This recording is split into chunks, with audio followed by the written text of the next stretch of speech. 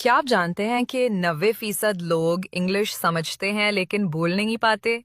क्या आपके साथ भी ये होता है कि कोई आपसे इंग्लिश में सवाल करता है और आप सोचते रह जाते हैं और आपके पास कोई जवाब नहीं होता? आज मैं आपको 9 जादुई जुमले सिखाऊंगी जो आपको कॉन्फिडेंट बना देंगे।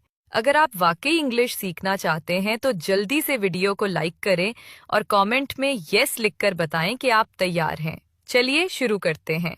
आपको बोलना होगा। You have to speak. You have to speak.